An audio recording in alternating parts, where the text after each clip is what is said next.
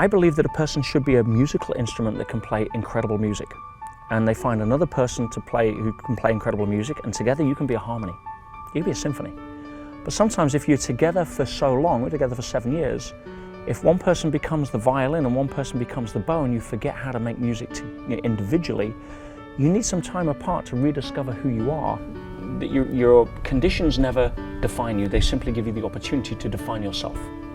And that is when you wake up to the realization that life is not a comfort-centric experience, but a growth-centric experience. Everything in nature grows and contributes or is taken out of the food chain, and we're no different.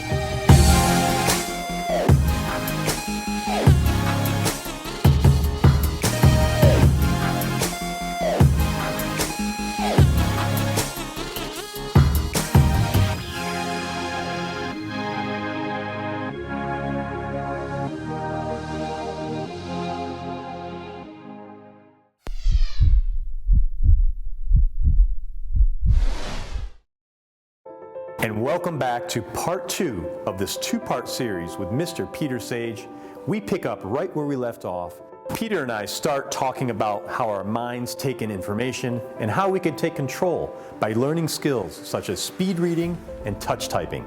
In this part, Peter spends more time on the idea of evolution and growth and why it all comes down to love. And don't forget, this episode is brought to you by Audible.com.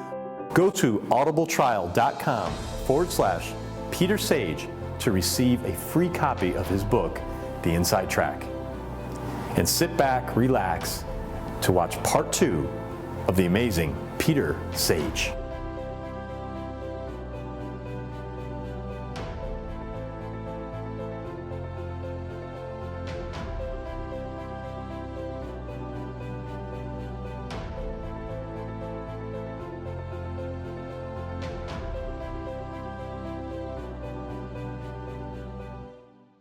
Let's talk about that. It's a good subject. Why would someone want to listen versus read? Because we were never taught to read properly in school. We were taught, in fact, there's a part in the book where I teach one of the classes in Pentonville how to speed read. Because speed reading is a really great skill to develop, but it really isn't speed reading, it's normal reading. What we've been taught is super slow reading, which is why people read to go to sleep, because their brain turns off. Or they read the same paragraph 4 times and still can't tell you what they just read. Because you're engaging the brain in a way that is so dysfunctional. I'll demonstrate. When you go to school and you learn to read out loud. Now the reason for that is so that the teachers can validate that you're reading, because they can't listen inside of your head. But what that sets up, it sets up a method of us telling ourselves the words, and even if we don't do it out loud, we what's called sub-vocalize. Okay. And so how most people then grow up reading is that they read the words, the eye sees the words, they then translate that into an audible sound in their head by pronouncing the words, saying the words to themselves, and then the meaning comes from the sound, the listening. Now that isn't how we're meant to work. That's not how we're wired. If I was to show you a picture of a scene, let's say in the forest, or The Last Supper, or a Rembrandt, or a Picasso, or a Monet, or something. I was to hold it up for 2 seconds. And then you close your eyes. You could talk for 30 seconds about that picture. The detail. Because the eye is taking so much information so quickly. 80% of the brain's processing power, sensory processing power, is devoted to visual processing. Okay. Whereas you take a dog or a canine, 80% smell. Yeah, the olfactory sense. Sure. Dogs see in black and white because that's irrelevant colors, irrelevant information visually for a dog. It would confuse it. They smell in color. We don't. We see in color, because that's how we process our data stream predominantly. So if I was to take Mozart's Symphony, one of them, and compress that into 2 seconds and let you listen to it, what would you hear? Noise. Right. Right? Because we're not designed to listen in a compressed way. But visually, we can take information in so fast, so quickly, so much that your brain is processing millions of bits of information per second just when you're driving half asleep. It's still calculating so much visually coming in. Okay. Yeah? Or dancing or what have you. So when we read, traditionally, here's what happens. The brain sees the words contrasted out of the page. It then searches for what that is as a sound, as a word. It recognizes the pattern. It then verbalizes, and it then gives the meaning to the sound. It's like a 3-step process. Is it any wonder you fall asleep reading at night? So you wonder why people read when they get in bed to try to wind down, because it puts their brain to sleep because their brain's bored. It's like having a Ferrari and pushing it uphill to the shops. Right. It's not how it's meant to be used. Right. Now you learn to speed read, and it's a very different way of reading. You're not sub-vocalizing. Sub-vocalizing, because the problem with sub-vocalizing, Roger, is you can only ever read at the speed you can talk. Which even for a motor mouth like me is like 250 words a minute. Right. But in 30 days of practicing speed reading for an hour a day, and there is an awkwardness to get over the stop sub-vocalizing because it's an inherent pattern. Just like, try stop, drinking with the same hand at the bar. It just takes pattern, it's just a pattern. So if you learn how to speed read, you should be reading anywhere from 600 to 1,000 words a minute with 80% comprehension and recall. And your brain can do that without breaking a sweat if you know how to engage it. And that's just a skill. And I say to people, if you want to learn 3 skills that'll give you an ROI based upon the time it takes to learn, that'll blow anything away, one of them is speed reading. You learn to speed read and put the time in 30 days. The reason I started teaching speed reading in the prisons, because the teacher kept asking me in education, how come you finish so quickly? Well, it's not because I'm smart, it's because I know how to read. Most people read dysfunctionally. That's why podcasts, the auditory way, it doesn't take a lot of effort. And it's how people read anyway with their ears. People don't read with their eyes anymore. They read with their ears, as I've just demonstrated. So podcasts have become far more popular because it takes effort to read the way we're pushing the Ferrari uphill. Yeah.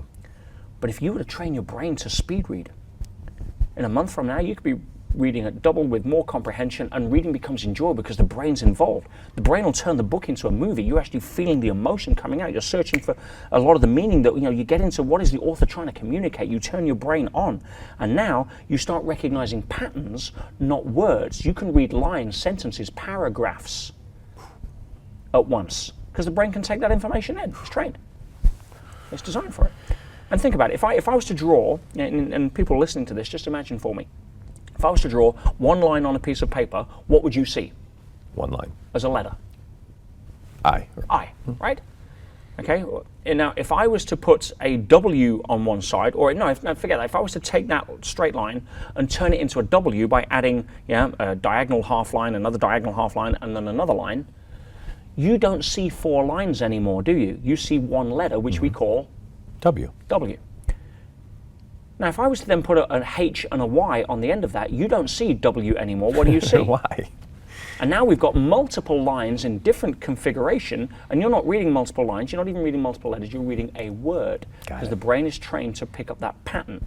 And that could be a 15-letter word. You still read it as fast. And that's why, because I've seen these tests where you may read a sentence or a paragraph, several of the letters are out of adjustment on purpose, but you're reading it. Right. So, wow. But instead of just reading a word individually and then having to sub-vocalize it to give it meaning, or recognize it, or validate it, you can do the same for sentences. Paragraph, it makes sense. Right? Sure. You're just not trained to do it because, depending on how much of a conspiracy theory you want to get into, the original impetus for school was not to teach the masses how to read because, a lot of the upper echelon didn't want the masses to be educated. Right. So let's teach them a slow way on how to read so they never really learn how to read. But training yourself to speed read will pay you back for every hour you invest in learning that will pay you back 1,000 hours. The other two, if you're curious, one is speed reading, the other is memory training. Okay. Invest in learning how to sharpen your memory. Most people can't remember 20 names in a row. Most people can't remember what they had for breakfast yesterday. The memory's so poor. They have to take copious amounts of notes, and then they read them, sub-vocalizing, right. And then still can't remember them. So train your memory. A good memory can be trained very easily. There's enough courses out there right now. And you spend a month to a point where someone says, oh, what's your phone number? And they reel it off, and you can reel it back to them backwards 3 months from now. That's not being born with a good memory. That's just the fact you have an untrained memory right now. That's all. You're not born with poor muscles. That's why you're not an athlete. You have untrained muscles. That's why you're not an athlete. And then the third one, without a shadow of a doubt, is touch typing. We live in a world today where people don't use pens anymore. We use keyboards, and the amount of people I see still typing with 2 fingers, it's like tragic. Now, I don't know here in America, but in England certainly. Oh yeah, it's the same here. For the amount of time it would take, again, half an hour a day for a month, if you're not typing at 60, 70 words a minute while looking at somebody and having a conversation, just those 3 skills will transform your productivity and set you up to win in a way that most people will never get to because they just don't want to put the time in. And they don't take a lot to learn. It's cheap to learn, and you use those skills every single day. Well, thank you for passing that on. We always try to take something from every guest.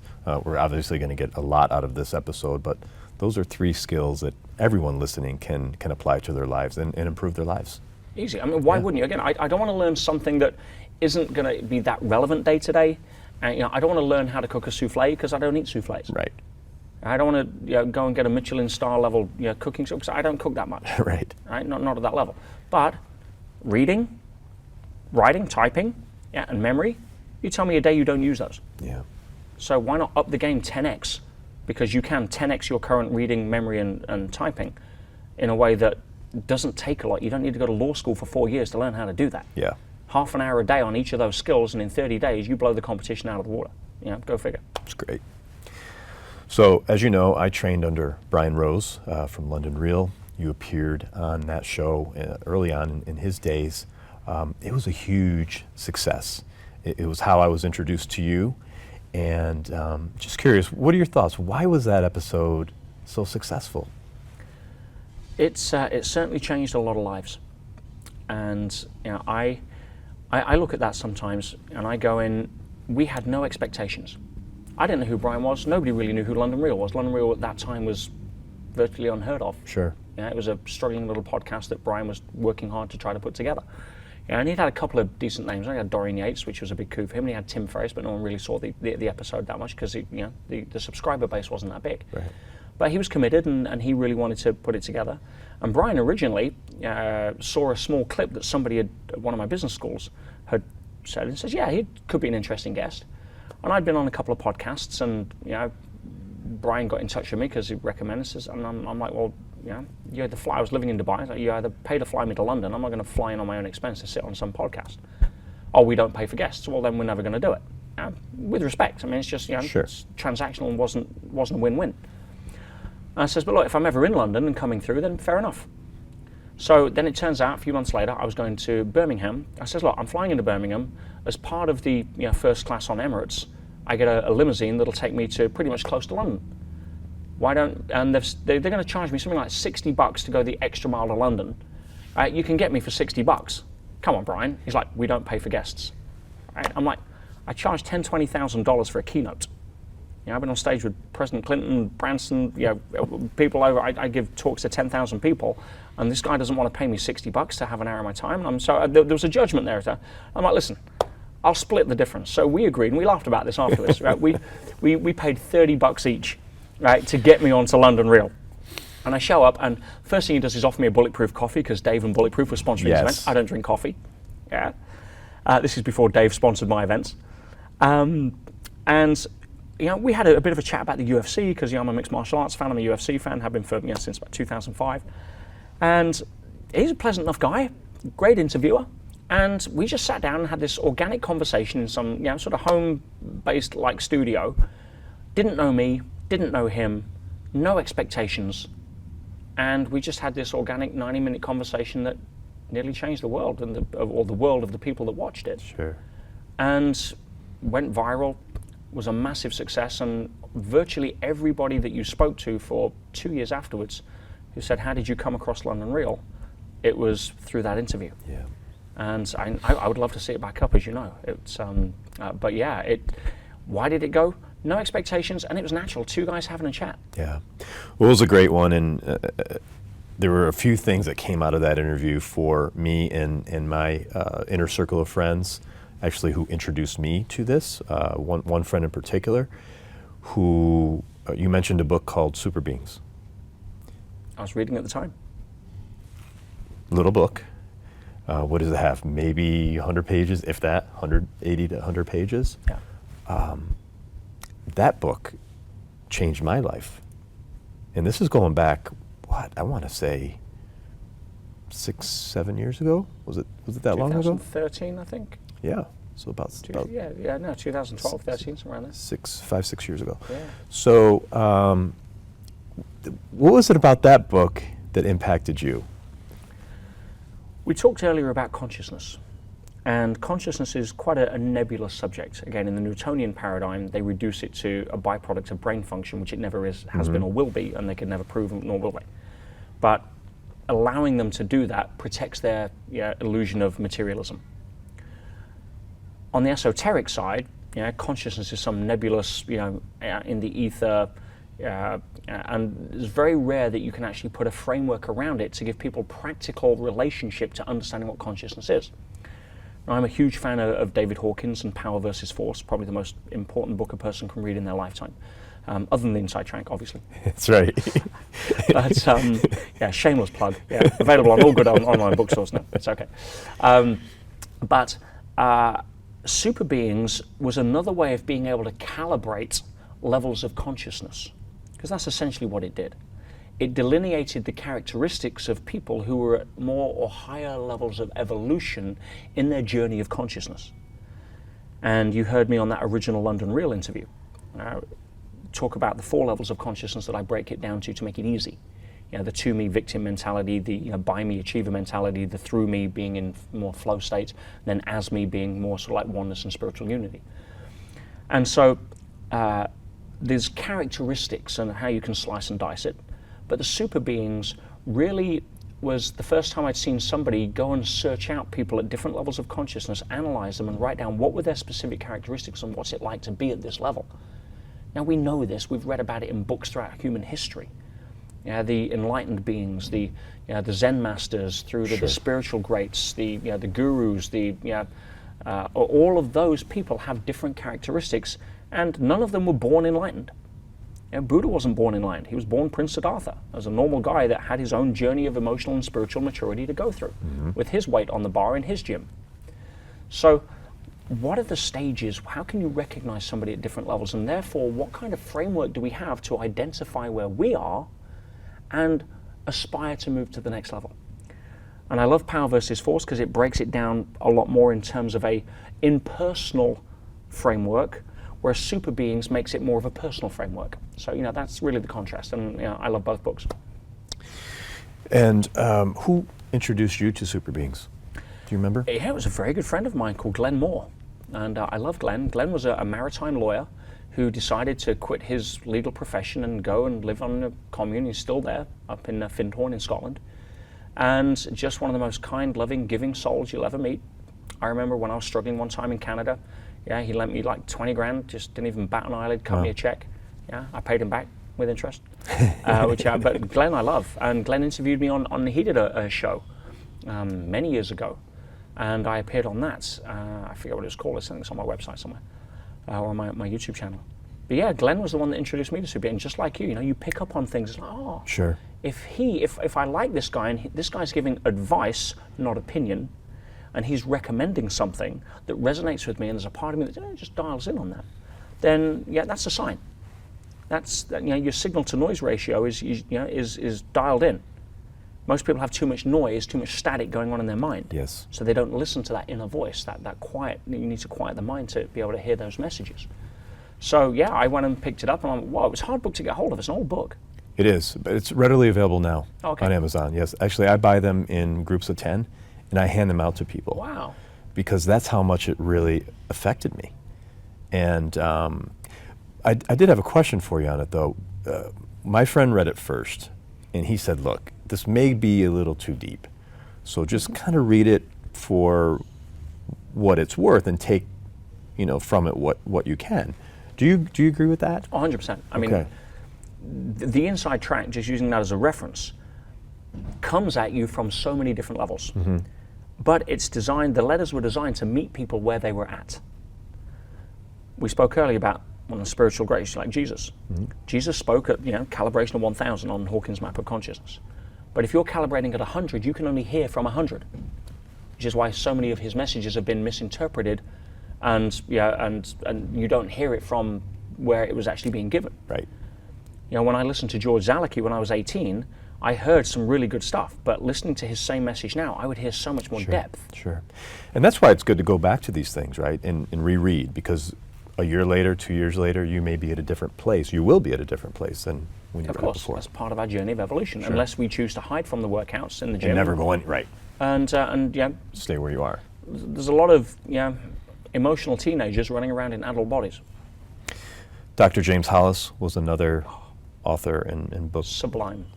Profound. Tell us about that and him and how that's impacted you. Hollis is one of the, strongest contemporaries of Jung. But his interpretation, he's more of an academic, which is great because the way he writes and his articulation and his eloquence, his verbalization of concepts and how he breaks them down and makes them real for you is just moving. But again, you could read Hollis and think, well, I didn't really get it. For me, the most profound books that he wrote, and he's wrote several since London Real, and when I mentioned him. But in fact, one of his new ones, I think, Why Good People Do Bad Things, which is a great way to separate a person from their behavior, which some people can't do. Just because somebody does something bad doesn't mean they're a bad person. Right, sure. Right? A leopard doesn't change its spots is a common comeback for that. Are you kidding me? Right. Right? You're saying that a leopard is born knowing how to hunt? No. Right. Right? It's it evolves. We learn from mistakes. In fact, a lot of the time we learn far more from our mistakes than our non-mistakes. So levels of consciousness are primary, but The Middle Passage is a great book. Yes, that's the one that helped my friend tremendously. Yeah. Because it talks about midlife and finding and rediscovering who you are in a different sense of identity. Because now you could have a whole series of I'm not who I was in my 20s. Right. Now where am I? Now I'm starting to look over the back end of my life and I can see an end point or some level of mortality, which in our 20s we're never associated to. Right. Our 20s are invincible. Death's that's for old people. Yep. Right? It's true. Those that whose parachute doesn't open. Right. So but when you get over that mark, sort of midlife, 40, 50 years old, we start asking questions that we haven't asked before. And unless we have a framework to navigate that's empowering, we may end up choosing disempowering context or behaviors. So he offers a really empowering way of being able to look at navigating that level of maturity into the back half of life. The Eden Project. Yeah. Beautiful. How do we strip away the fantasy of thinking that relationships are about making me happy? Because if you think the purpose of a relationship is to make you happy, you're in Disneyland.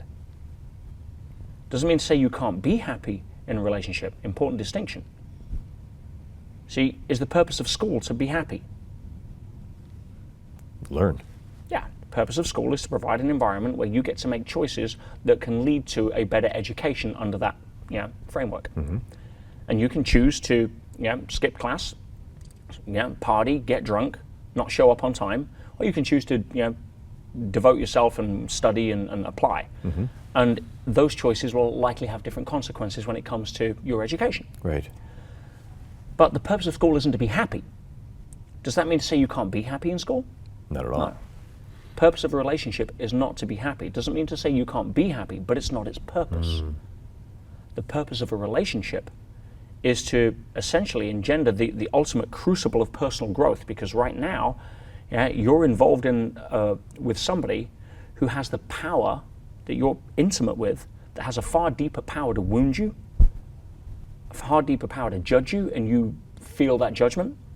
And the purpose of a relationship is to attract somebody into your life that is there to challenge your disowned parts of who you are, to be able to grow through them by choosing love over fear or judgment in ever more challenging circumstances. Mm-hmm. But if you're going into a relationship thinking that you're now responsible for my happiness, you're going to hit a pretty fat rumble strip pretty quick. Starts here. 100%. And your job is to show up as the best version of yourself without imposing judgment on somebody else. Without, you can make requests. You can put the invitation out. If somebody's a messy pig because they leave their underwear over the floor and that bugs you, you can invite them to pick it up. You don't get to judge them for being a messy pig if that's who they are, and you have total right to choose whether or not you want to live with a messy pig. But to sit there, bitch, and complain about it because they won't pick it up isn't going to, that's not what it's about. But most people don't do that, right? Most people suffer in silence because they don't have the courage to actually embrace the uncertainty that would require them to step out of that environment and go find somebody that is more in tune with where they are, or attract the next person who's going to challenge them on their next level of growth. See, a lot of people end up in the same relationship with different people. Right. We see that pattern a lot. Well, go back to Earth School. If you are in grade 7 and you fail grade 7, you've got to go back and resit the exam. Mm-hmm. Now, it'll be different questions, different person in the relationship, but you're going to have the same lessons, the same level of exam. Now, if you graduate year 7 and grade 7, what happens? You go to grade 8. What happens in grade 8? Are the questions easier or harder? Harder. They're meant to be. Yeah, absolutely. Part of the game. Sure. When does it stop? Doesn't. Welcome to Earth School. Yeah, I love it. And when you have that context for that life is a growth-centric experience, now you can understand. Yes. You don't want to hide out. Well, listen, I've graduated grade 7. I don't want to go to grade 8 because I'm comfortable answering these questions. And it's important to tell our kids this so they realize that it doesn't end. No. Whether you're 50 or 15. Not this lifetime, not the next lifetime, because if you graduate, and we're here to remember what I said earlier, evolution teaches us ultimately to become love. If you graduate and you suddenly become unconditional love at a level where you transcend duality, on Hawkins' map of consciousness, that would be 600. In the super beings level, that would be up in the upper echelons, where you have power now over being transcending the limitations of the computer game, and you can now start affecting stuff from the computer's perspective, not the from the superset, not the subset. So if you were to graduate Earth School and suddenly become enlightened, Roger, there's no more need for you to be here, is there? Right. So expect a bus to come along and knock you out of the game. Yeah. Wow. Do I want to be enlightened? I'm kind of enjoying school, to be fair. I've got no aspirations. I'm just trying to place one foot in front of the other the best way I can in the game, as everybody else is. Yeah. And if I suddenly become enlightened, then I'll expect a bus. But until then, I'm quite happy being here. Well said. Well said. You teach you have courses on relationships, and I've heard some of your work. I love how you describe the masculine and the feminine and the differences, and that we shouldn't force ourselves to try to change our partner or approach them in a way we feel that we could somehow change their mind. Correct. Can you talk about that? Well, a lot of it has to do with the dysfunctionally current model of relationships that almost every single person falls into the trap of. I'm going to choose my words carefully here. But at some point, you're with somebody and you have proximity and you have chemistry, and then you're either intimate or you're connected, and we introduce that person at some point as, oh, here's my girlfriend, here's my boyfriend, or whatever it is. And at that moment, there is the assumption that we are now in a relationship in the traditional sense, and this kind of model clicks in. And when it clicks in, there is a whole lot of assumptions that automatically get put into that model. For example, you are now not allowed to do things that violate my rules or values. You must conform to my model of a relationship. You're responsible for my happiness, and I give you the power to make me happy or unhappy. I mean, we could go on and on. Sure. And ultimately, if you put marriage around that, and I have very little, and respect's the wrong word, I have very little time for marriage in the traditional sense, because most people the vast majority of people listening to this, and certainly those that just came up with any judgment over what I just said, have not done their history or homework or have any clue where marriage came from, why it exists, or what role it's meant to play. And I'll give a little bit of education here because it's important, and this isn't about believing anything that comes out of my mouth, it's about doing your own research. But essentially, the whole concept of marriage was designed for a very specific purpose, and it is not the purpose that we're now trying to use it for. It was designed essentially 2,500 years ago, came out of the Greek city-states, where the states were having a lot of successes of being a port, a trading port. And so a lot of the Phoenicians, the Mesopotamians, etc. were coming in and trading with the Greeks, and a lot of the sailors were hooking up with Greek women. Now in those times, pure blood citizenship was a very valued aspect of society. And of course this was diluting the pure blood citizenship. So they came up with the whole aspect of monogamy and marriage, where you were now partnered with this person and you weren't allowed to go out anywhere else. It was a sense of forced control to protect the integrity of the citizenship. Okay. And a few hundred years later, hijacked by the church in order to have domain and dominion over who they should be able to draw alliances with. And it was for political alliances. Let's say we've got a village here and a village here, and we've been at war for centuries. Hate this village, that village hates that village. But now there's a third village over here that poses a threat. How do I unite against a common enemy? Well, the son of this tribe leader marries the daughter of that tribe leader, and now it brings union to the house, and now we can be stronger as it's resolved our conflicts because the families come together, so now we're bigger and we can protect ourselves from the third village. That's essentially a simplistic version of what's gone on for centuries, through the royal families, through political alliances, etc. Or you're a blacksmith, I'm a seamstress, and we need two incomes to be able to survive, and guess what? Is anything to do with feelings? Unconditional love? How good looking I am as a seamstress? Scary thought. No. No. Right. That wasn't the agenda. This is the important point to make. Marriage was not designed for unconditional love.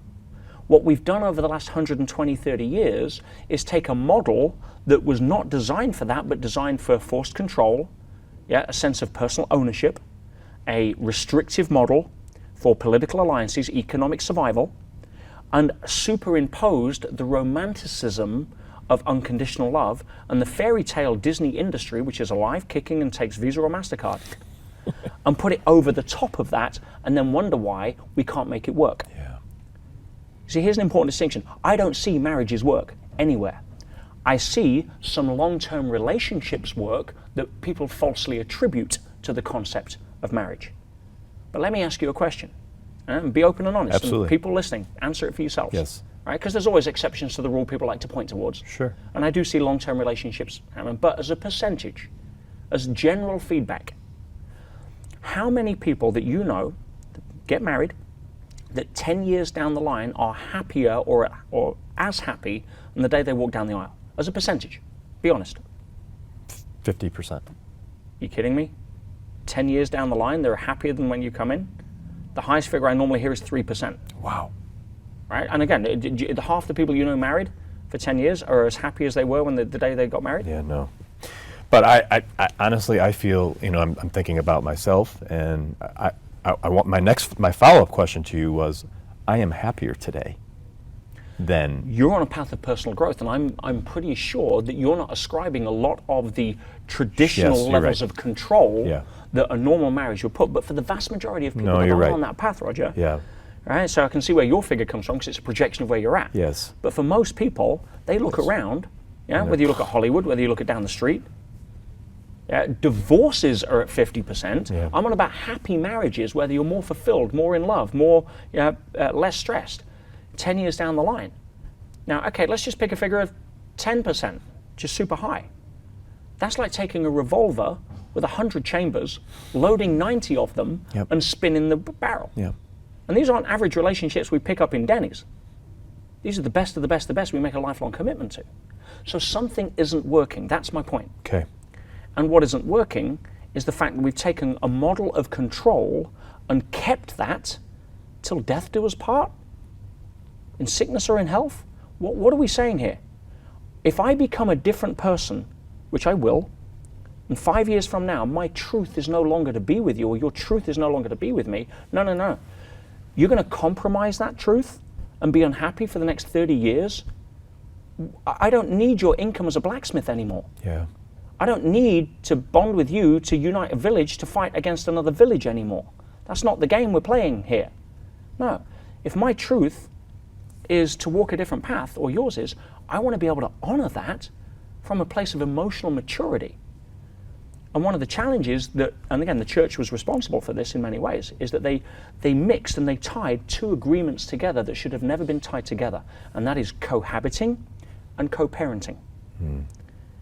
Because if you now get marriage and you decide that your truth is no longer to be with someone, that could be your truth. What gets you from A to B sometimes doesn't get you from B to C. I don't need to be with you till I die if I'm not serving you in this marriage anymore. If I've become a person that isn't in line with being able to help you become the best version of yourself, why would you be with me? Right. Why would I restrict you from doing that? Why would I not wish you well on the path and send you love? Unless I was coming from a model of control. Yes. But instead, if we've got kids involved, I will stay together for the sake of the kids. Are you kidding me? Oh, I'm going to give my kids an opportunity to know what a loveless marriage is like, because I don't think they should be given the lesson of how to have courage to be able to mature emotionally and divorce emotionally. See, the Egyptians knew how to co-parent and do it different to cohabit. But if you don't know how to do that, then kids become a weapon, a political pawn in a divorce game. They suffer irrepressibly. You pick sides. Give me a break. So unhealthy. Yeah. So knowing that, again, does that mean I'm never going to get married? No, but I'm not going to get married on the terms of some 2,000-year-old outdated model that's designed for repression and control than it is for unconditional love and happiness. Has your position changed, because you said you were engaged prior? Has your mindset position changed since then? Yes, I'm no longer engaged. I'm actually currently single. And classic example, myself and my partner, Thea, we have we spoke yesterday. Yeah, we're best friends. I'm thrilled at the journey of where she's going, and sometimes, and this was our conversation, I believe that a person should be a musical instrument that can play incredible music. And they find another person to play who can play incredible music, and together you can be a harmony. You can be a symphony. But sometimes if you're together for so long, we're together for 7 years, if one person becomes the violin and one person becomes the bow, and you forget how to make music individually, you need some time apart to rediscover who you are in order to know yourself. And sometimes you live in a house for a long time and there's nothing wrong with the house, but it's time to move house. And so we've come to the arrangement recently that we needed to be able to rediscover who we are on our own in order to see if that then recycles back to have a stronger foundation to put it on. And if not, then we come from love, not judgment. We come from a place of not wanting to control somebody. I've got no right. If she goes and meets her soulmate or her next soulmate tomorrow and falls madly in love with somebody that's incredible for her growth, why would I not want to do anything other than send her the best and unconditional love? Unless I felt some level of emotional immaturity that would make me less of a man or compete or whatever. Give me a break. Yeah. So no, I'm currently single and just as happy. And yeah, there's a transition. Of course, you're dealing with human emotion. Sure. But I've got no problem whatsoever in order to be able to walk my truth, and my truth is to walk a separate path of my own growth outside of that proximity, then of course I'll do that. Of course I'd want to wish that for her. And if we can't do it without being best friends, and if there's children involved, we would make a level of, we wouldn't attract the next person that would judge us for me not being in that child's life for the next 18 years as a parent until they were able to it just wouldn't happen. Right. Make sense? It does. Yeah, and I look at my situation, is that the anomaly? I mean, we've been married for 23 years. And I feel our marriage, our love for each other grows, it grows. And for her to allow me to do what I do, and I support her in what she does. And we have 2 beautiful children that we equally, I feel very blessed, and I feel a lot of gratitude. I wish that for more people. Me too. Me too. And again, we don't want to get wrapped around the axle on labels here. Right. As I said, I see a lot of long-term relationships work, but I see people falsely attribute that to the model of marriage. Yes. And it doesn't. Right. Because if you'd been trying to control her, rather than, as I say, she allows me and supports me in doing what I do. Right. Right? If you were trying to control her, and if you felt that she was responsible for making you happy, and if you guys had a sense of being able to restrict each other's growth rather than support each other's growth, you wouldn't be as happy now as you were 20 odd years ago. No doubt about that. 100%. Okay, well, let's move on to a couple of other topics. And you mentioned Dan Pena earlier. And he's been a big part of London Real's growth. You introduced Brian Rose to Dan Pena. I'm curious if you maintain a relationship with Dan Pena. It seems the I don't know, you're from his message to your message, I see two extremes. So I that in itself gives me just curiosity and the whole relationship. Yeah, it's I have often wondered, have I gone from his Hall of Fame to his Hall of Shame? Following what happened in Pentonville. And when I came out, I sent down a copy of the book with a beautiful inscription. I actually even want to send Brian Rose a copy of the book. I had a special copy printed for Brian with a really nice inscription saying how proud I was, what he'd done with the channel and move it forward. And I wanted to send it to his new studio, and I sent a message asking for the address of the new studio because I wanted to send Brian the book. And unfortunately, I got the message back that he wasn't interested. Okay. Yeah. So I've still got that book for Brian. Everyone knows the studio address. Let me know, and I'll give it to you. I'll post it to him. But for Dan, I sent him a copy of the book, and I've not really had much contact with Dan since I came out. He's doing his thing. I've recently sent him an email because one of the things I didn't mention is that I've just signed a movie deal for the Inside Track. Wow! Congratulations. For everything that happened, and really excited. Award-winning production firm. And there's so many threads that could go through. It's going to be like a docudrama. And I'm very keen to really play a very active role. They actually want me to play me in the documentary, obviously. But there's so many threads. You can have the thread of, guy top of his game loses everything, bounces back. You've got big corporate bully boy picks on the little guy. You've got the state of the prisons and how bad it is. You've got high level personal growth and how to use it in situations that there's so many threads. It makes for an incredible movie when this is done. I'm very excited about it. But the kind of scenes that we really want to put in here show some of the mentors that have impacted me.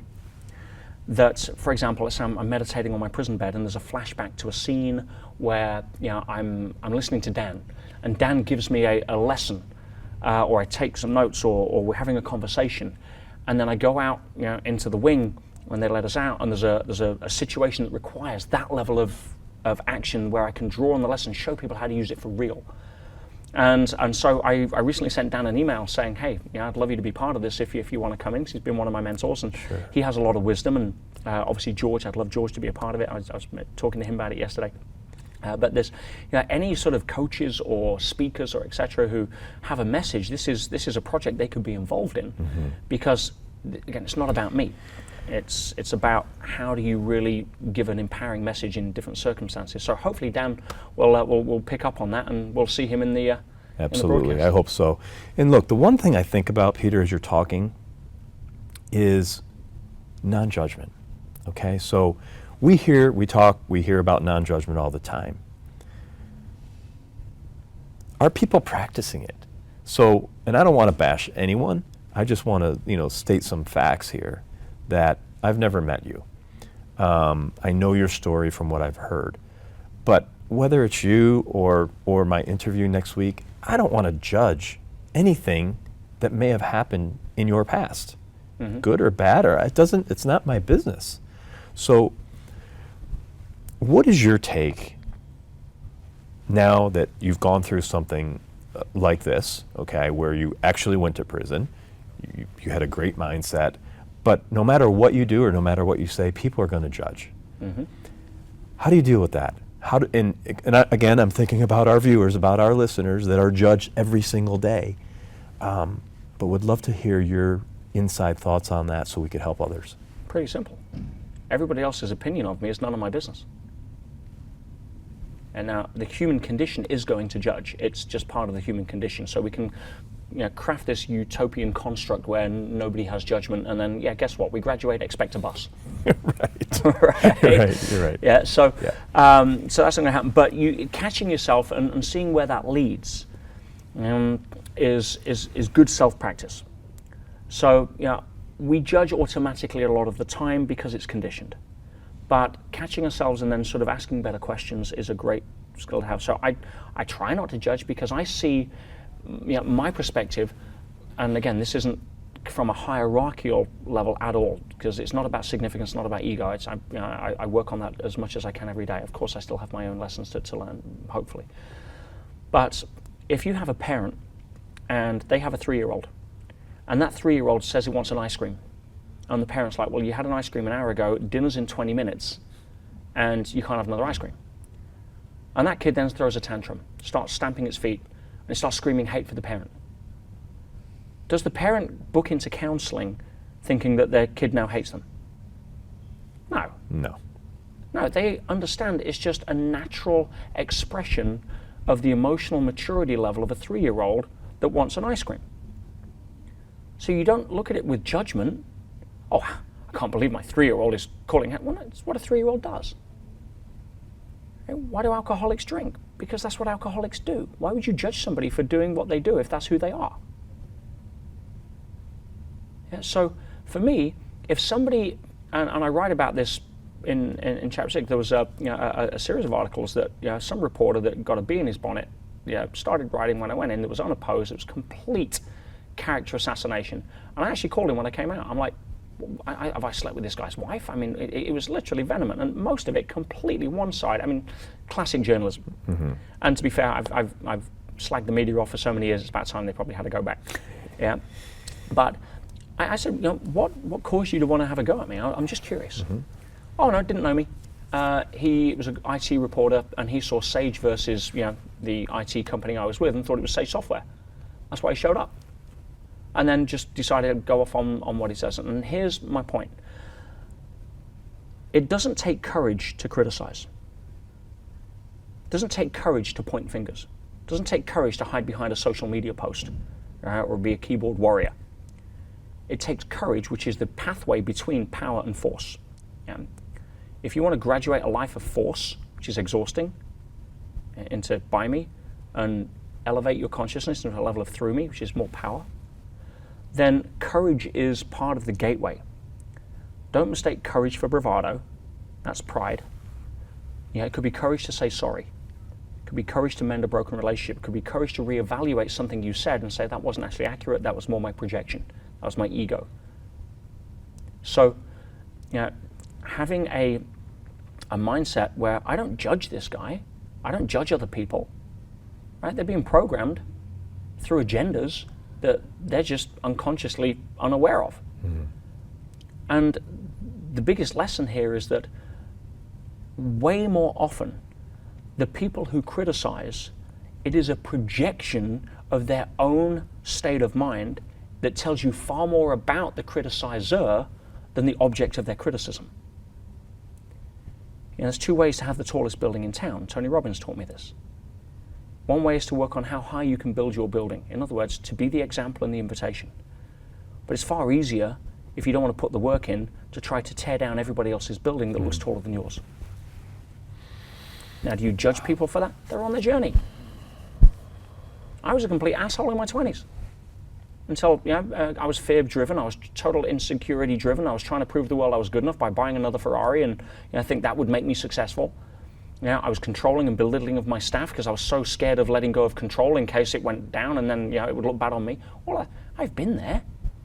I'm not holier than thou. And I'm so grateful that I've accelerated a little bit past that, so I can come from a place that's slightly more emotionally mature, thanks to the journey I've gone on for the grace of God, where I don't get to judge people who were there because I was there. If somebody's a sapling and I'm a little bit bigger tree, if I'm 20 years old and they're 10 years old, what do I do? Look at that stupid 10-year-old. Doesn't know anything. No. It doesn't work. Are people going to come from judgment? Of course they are. It's a projection of their own model of the world. Why would I even lose 1 second sleep over it? Well, you mentioned Tony Robbins a couple times. Mm-hmm. And you were certified, right? I was, yeah, very, very blessed. I spent 15 years traveling around the world with Tony as one of his sort of like main trainers. In fact, 2002, I became the youngest trainer for Tony. Wow. I was very, very, very blessed about. And yeah, I owe Tony a lot as a mentor in terms of vicariously learning a lot from him, and obviously being around the proximity of Tony. You've probably seen him on Netflix on I'm Not Your Guru. That's at a Date with Destiny seminar. I've probably 15 Date with Destiny, something like that. So my job as a trainer is to help people in the room get their outcomes. Tony's job is to create a framework to facilitate that and make them so emotionally uncomfortable that they're forced out of their comfort zone to change. The trainers then kind of come in to mop up the mess and Tony would be the first to say that. That's right. Kind of our job. I'm not belittling him. So yes, I've learned a huge amount from Tony, a lot, especially around the intervention side. I mean, some of the stuff that I put in the inside track about how I delineate and navigate human behavior, and how do you stop a suicide in 10 minutes from a guy that's about to kill himself, and not in the moment, because you can change anything in the moment. My enthusiasm sitting next to somebody who changed there in the moment, right? But I'm on about when he goes back to his cell and is facing the same fears and thought patterns that led to him wanting to kill himself in the first. How do you permanently change somebody like that? So that was my stock in trade for Tony for a long time. My job in seminars was to conduct strategic interventions on drug users, on homeless, on suicide, on abuse traces, on people carrying 20 years of trauma. How do you get rid of that? And not by sitting on a couch for an hour a day for the next 5 years to make some therapist Mercedes payment that's using an outdated model that isn't effective, but how do you get rid of it now, permanently? How do you shift? And so, I owe Tony a huge amount for being able to build the muscle of the skill set for that allowed me to change so many lives in prison. How did he select you to be part of his team? Well, the process in that environment is quite unique and stringent. I went through all of Tony's programs, and then I was asked to go through his leadership training. And then the trainers for Tony are probably one of the most, and I don't want to sound, again, hierarchical here, but probably one of the most accomplished or elite levels of position in the industry, because you can't take an exam, you don't buy your way in, you are voted in by the master trainers that have been in the game for a long time that look at you, and it's a combination of do you have a highly developed skill set? Can we throw you into the lion's den and you end up patting them on the head and cleaning their teeth? Right? Can we throw you into a place? If somebody walks up and says, I'm suicidal, can you handle it? If the uncertainty happens, can you handle it? If Tony doesn't show up, can you get on stage and handle it? So there's the skill set. But then there's the authenticity aspect. Are you doing it for why? Are you doing it because you want to be a trainer? Are you doing it because of the ego? You're doing it to validate yourself? What patterns are running? And that's the most important part. Anyone can learn skills. Sure.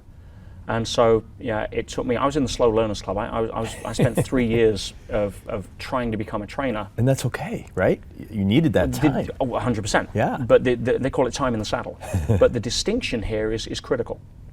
When the symbology back then was you get a trainer jacket with your name on, and it's quite a presentation ceremony. It's quite, it's one of the magic moments of my life. Obviously, it meant a huge amount, because there'd been people trying for 10 years and they'd never be a trainer, still not, they're running the same patterns. So I was on his leadership team for 3 years, and they select out of the pool of maybe 300-400 leaders globally. Every year, back then, they'd probably choose 2 or 3 to step up to become trainers. And it was a real honor. Sure. But this is the defining point I really want to make that I think will serve the listeners, because again, I don't want to make this too much about me. I got my jacket, which was once I was promoted, but I didn't become a trainer by getting a jacket. They gave me a jacket when they knew I was a trainer. Now, how does that translate into what the game most people are playing when it comes to money? You will attract, you will become wealthy, right? Or you will attract money when you become wealthy. You won't become wealthy by going to get money. Yeah. Right? And most people are running around trying to be, in that environment, trying to be a trainer. By the very definition of trying to be a trainer, what does it mean? You're not one, so you're never going to get a jacket. You're trying to prove yourself. Well, no.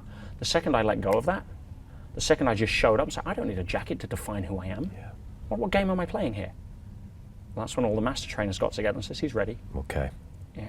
That's great. When you don't need money to validate the fact that you are good enough, when you don't need the car, the girl, the job description, the partner, whatever it is when they show up. Yeah.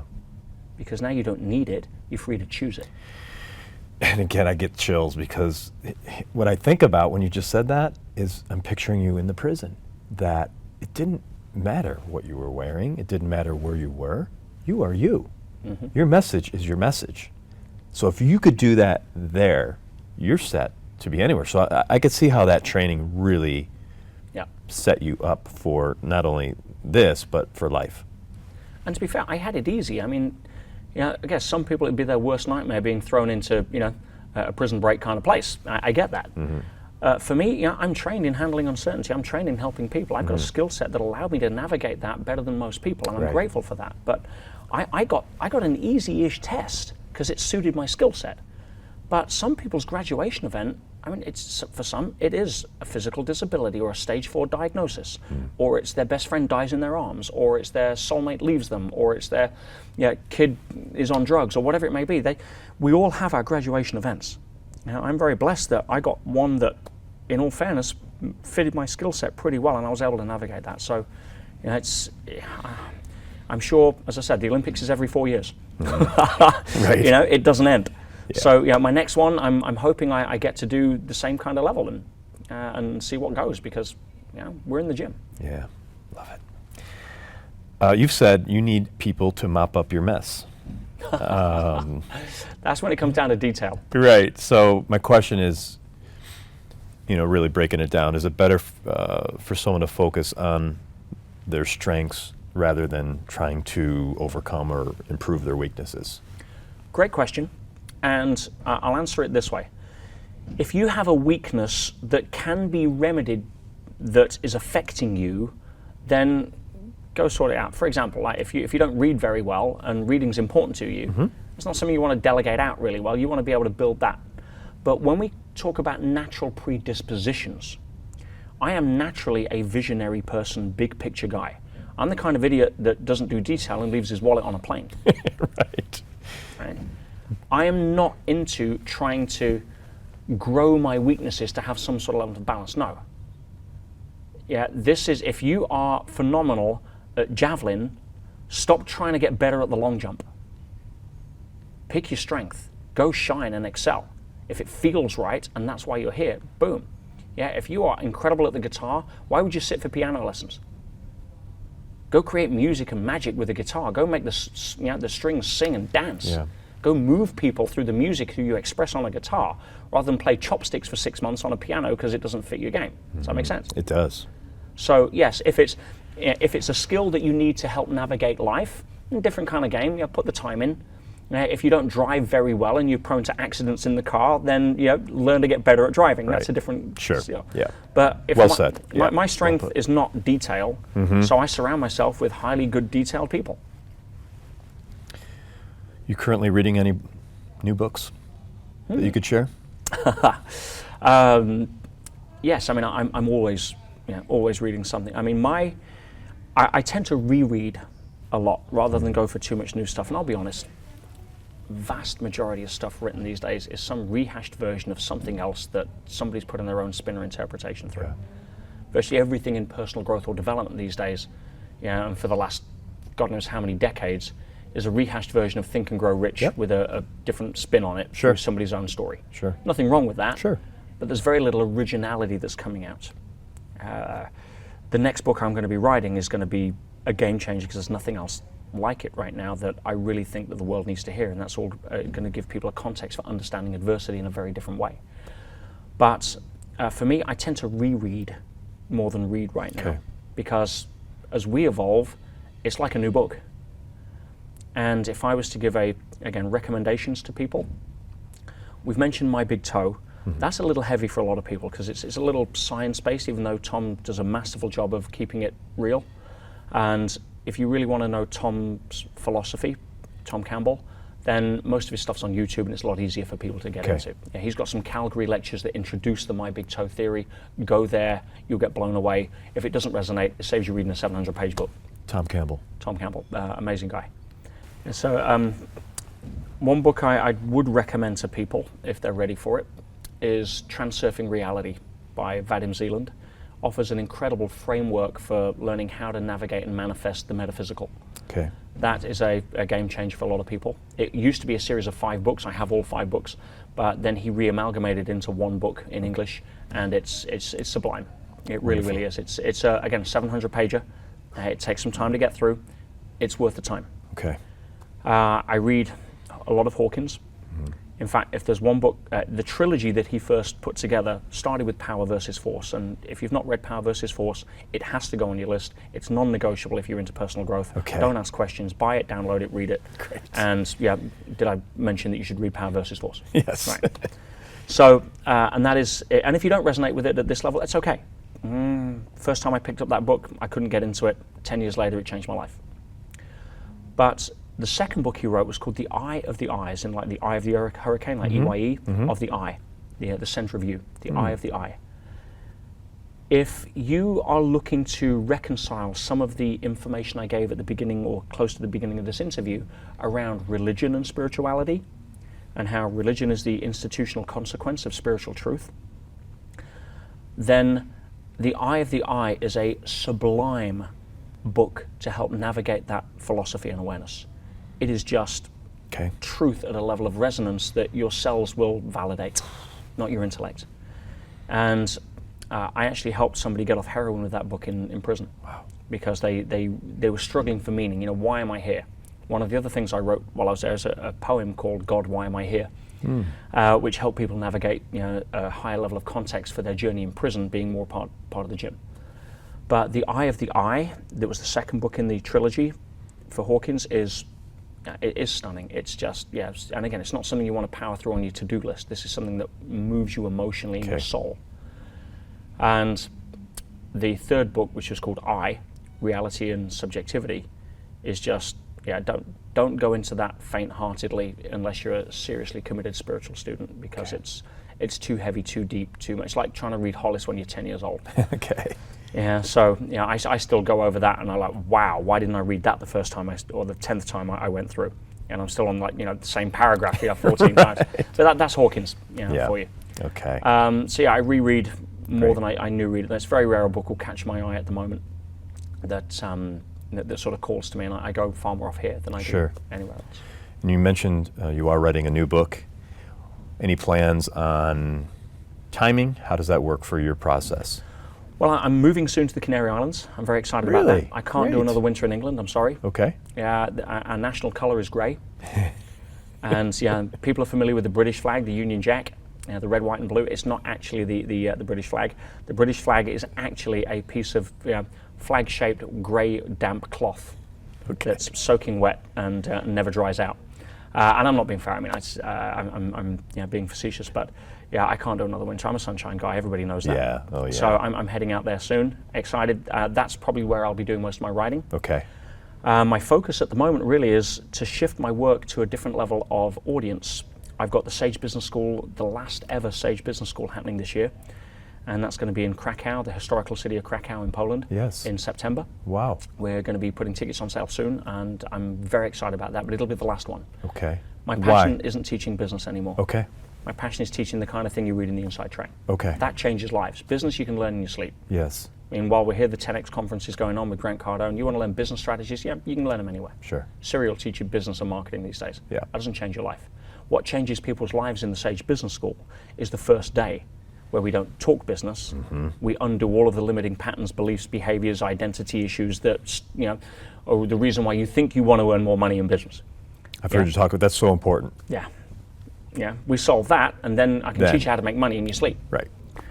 But you're moving on.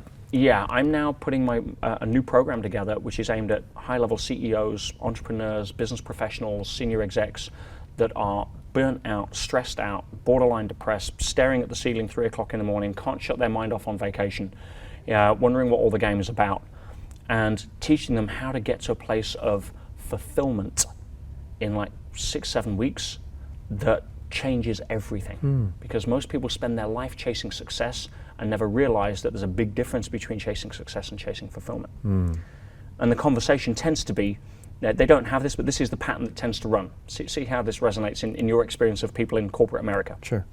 Right. As a senior exec, VP, C-level, CEO, whatever, entrepreneur, I'm going to commit the next 10, 15, maybe 20 years of my life working my ass off, basically, to ruin my relationship, to sacrifice my health, to distance myself from my kids and not watch them grow up, so that at the end of that rainbow, I will make enough money to be able to pay for my divorce, to hire a decent personal trainer to get my health back, and buy my kids loads of shit so they love me again. So true. 99%. Is that not, and they get to the top of what they thought was Success Mountain, and they want to jump off because it ain't what they was sold on. Yeah. So how do you become the person you think you'll be then today? Now. Yeah. Love it. And that's my next area of passion, to be able to go teach. How did that come to you? I'm just curious. I'd like to influence influencers, and I see so many people working so hard. They've got the discipline, they're making the sacrifices, they're getting up at 2 in.the morning, only to die, either retire early because they don't have the health, or get to the top of Success Mountain, want to jump off. And I remember there was a guy I was working with, spent several years working his business in South Africa, managed to exit and sold it for $30 million.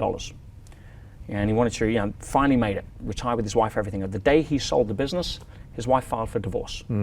Why? He's been emotionally unavailable for the last 10 years, so she's fallen in love with the pool boy, and now she's got a $15 million payday to go enjoy it with. So what's he doing? He's now doing a bottle of Jack Daniels a night and 20 grand a night in the casino. See, at that level, I'm the guy to call. Billionaire, owns hundreds of well-known franchises. Won't say what they are, but amazing guy, top of his game, massive lifestyle. Lost his wife to a 6-month aggressive battle to cancer very soon. Doesn't want to get out of bed. Can't manage. His business is falling apart. Staff lives are suffering. He's lost the will to enjoy life. I'm the guy to call at that point. So, I've got a skill set there that's able to get these people to connect to the joy, the fulfillment, to transcend that level of adversity in a way that is different to the average coach. And what I love about this is you take a guy like that, who's now in bed, you get him out of bed, he is going to impact ripple effect. So many lives. That's why I'm focusing now, because the Sage Business School dealt with a lot of people that wanted to become entrepreneurs, the wantrepreneurs, the people coming up that want to leave their job and go start something, and that's great, and I've got a ton of material on YouTube that can help those people. But I want to focus for the next 12 months or so on the people that are suffering in silence, because they're the people that everybody looks at and thinks they've got their shit together. They drive the car they already want to drive. That's not the issue. They live in the house that they want to live in, but they're miserable as hell. Their blood pressure's through the roof. They're on antidepressants. Their kids don't talk to them. They lie next to their wife and they haven't got the energy for sex. They feel emotional distance. How do you get somebody like that and turn their life around so that bang, they're enjoying the level of life that they feel they deserve with the effort they've put in? So that's my focus for the next 12 months, I think. Great, Peter. The stress-proof professional. Love it. So, as you could see here, we are American Real, represented. Would love your thoughts about America, and not even necessarily politically speaking, because I know you don't watch the news anyway, but you can't help but hear some things. What do you think about America, and do you plan on doing any business here? Pretty open-ended question, to be fair. I've always stated that I wouldn't live in America. Now, I lived in North America. I lived in Vancouver, BC for 3 years. And which I really enjoyed. But I have a couple of issues with the US in terms of the infrastructure that I wouldn't want to reside here for. That's nothing against the American people at all. But I'm not a fan of your media. I'm not a fan of your politics. I'm not a fan of your IRS and your tax. And as an entrepreneur, those 3 things are pretty big. Right? So, huge.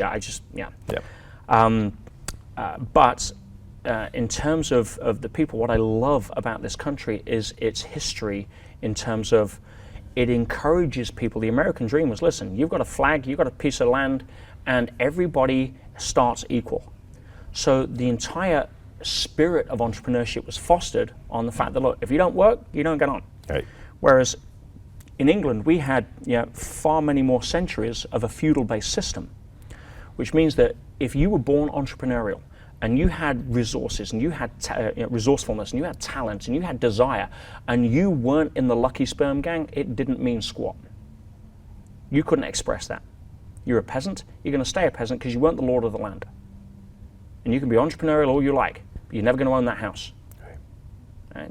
So in England, there's a lot of inbuilt in our DNA kind of resentment for success. In Australia, they call it tall poppy syndrome. Right? And I remember way back, and this is a real big part of me wanting to leave England at a young age. I was 25. I just bought my first Ferrari Testarossa for cash. And I thought all my friends would be happy for me, learned a big lesson. Yeah, definitely not. And I was not far from here, I was actually in Tampa. Okay. And I had to drive to Orlando, and I pulled up in Orlando, and I was so tired. It was 3 a.m. I was with my girl at the time, and I said, we just need a motel, just get a few hours sleep, and we're flying out next day out of Orlando. And I pull up at this kind of weird part of town, didn't know where we were, it was dark, 3 a.m., and it was like kind of a Bates Motel, kind of flashing light, dodgy part of town. Right. Don't want to find yourself in, but we were too tired. And I pull in, and in front of me, there's another Ferrari Testarossa. I'm like, oh, and I'm in this like, little rental car. And I get out, and I walk into where the booth is to sign in. And there's a guy there with a, hi, I've got a Ferrari jacket on. And I said, excuse me. He looks at me and says, is that your Tessie outside? He says, yeah. I said, are you parking it here tonight? He's going, yeah, why? I says, well, I own the same car. I says, but in England, I can't park that in a place like this. I'd come back, there'd be no wheels. I have to sit in the window of a restaurant so I could watch it. I factor a respray into my cash flow every 6 to 8 weeks because people put a key down it. And and I reconcile that. I'd much rather own a nice car that gets scratched than not own one and walk around scratching it. Right. Pick one. Right. But I says, you're not worried about it being here tonight? And when he turned around to me, changed everything, and really sums up my admiration for the American people. He turned to me and says, oh God, no. He says, I have way more people that ask me how I got it than would ever want to put a key down. And I'm like, wow, that was the contrast frame that showed me the difference between the American mentality towards success and the English mentality towards success. Yeah.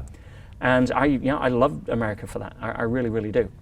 But when it comes to your media, give me a freaking break. It's a circus. Right? When it comes to your politics, I don't do politics.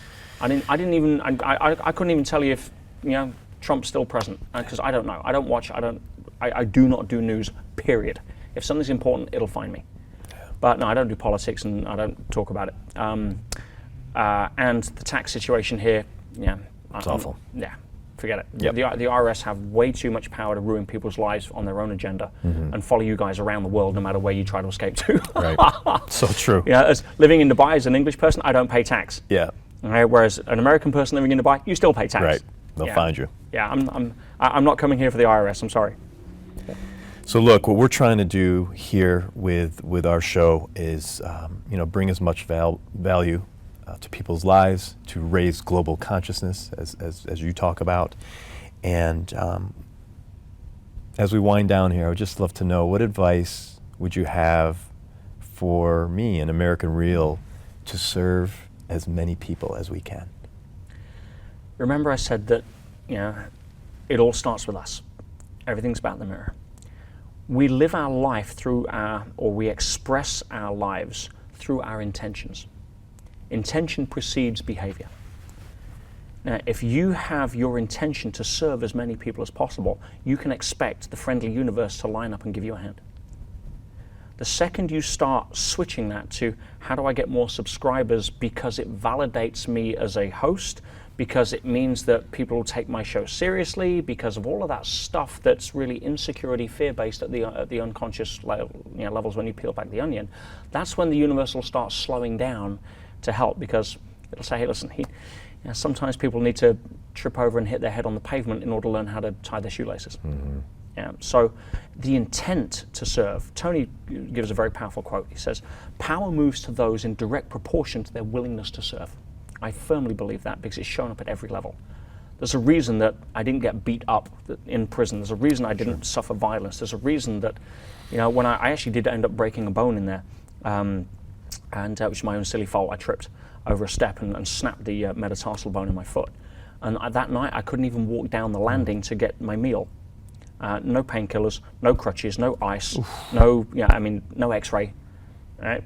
And it took 2 months to get the X-ray is actually in the book at the back. After 2 months of begging, and they wouldn't actually give me an X-ray. Anyway. So you just had to live with the pain. Yeah. And that's fine. I like to know what's going on. Yeah. But that night, a bunch of the other prisoners who found out went out. They got my meal for me. They brought it up to my cell.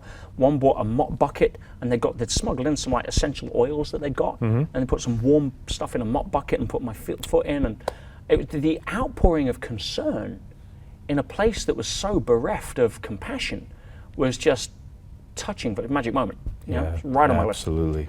So but it was based on what I believe was my intent to serve going in, not my intent to survive. Right. Not my intent to come out with a best-selling book, not my intent to care about what other people thought, but my intent to go in and hopefully bring a light into a place that had such darkness that I could leave a thumbprint of benefit on there, maybe, to help people that I'd never normally get the chance or the privilege to help. And that's why the universe conspired to bring out all of this stuff that's happened, from books to movies to legacies. So I'm now godfather to one of the prisoner's sons. I saw that. That's wonderful. And all of that. So your intent to serve the people through American Real is the most fundamental state that you want to cultivate. Everything else will be brought to you. Just stay there. How do I serve these people? You're asking the right question. How do I get my ego out of the way and bring the best out of my guests? How do I, commit like you did? You committed to getting on a plane to come and meet me today. I've never had that from a podcast host before, right? And it's no wonder that the lives that you're touching through the medium that you're putting on is having the effect it is.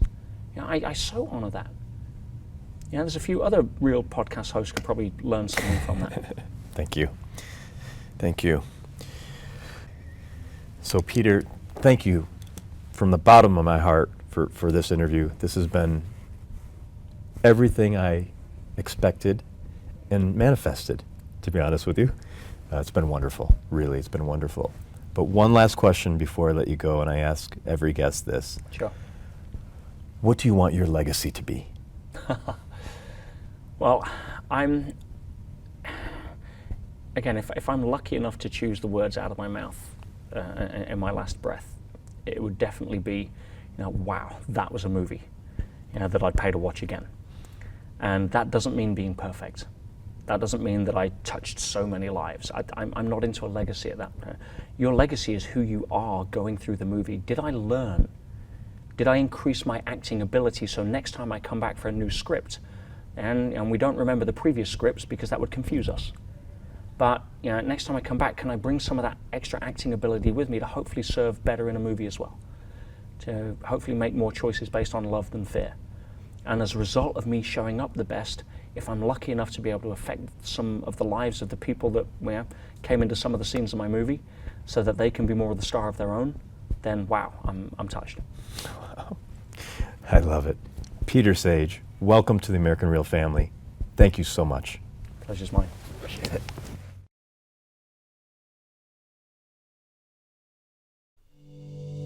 Thanks for tuning into American Real. Be sure to visit our website, AmericanReal.tv, or search for us on iTunes or YouTube for past episodes. While you're there, please rate us or leave us a review, as that helps others find our show. I am truly grateful and appreciate all of your support. At American Real, we're on a mission to help as many people around the world fulfill their dreams and obtain their goals. If you'd like to be part of our inner circle or want one-on-one coaching, check out the American Real Learning Academy, where we have self-help groups and courses so you can build the best you. We also have a new Facebook group where you can connect with high achievers from around the world. If you want to go even further, maybe you're determined to write your own book or launch your own podcast, contact me today to see if we could help. You can reach me through Instagram or Facebook, or email me directly at roger@americanreal.tv. And speaking of podcasting, our next course will be starting soon. So if you're interested in launching your own podcast, join me and Podcast Your Passion. I'll take you through my 8-week course where I'll mentor you to build a world-class podcast. I'm only taking on a small group of people who want to share their passion through broadcasting, where I'll have you up on iTunes and YouTube within weeks so you can podcast your passion. click on the link below for more information. Thanks for tuning in, and we'll see you next week.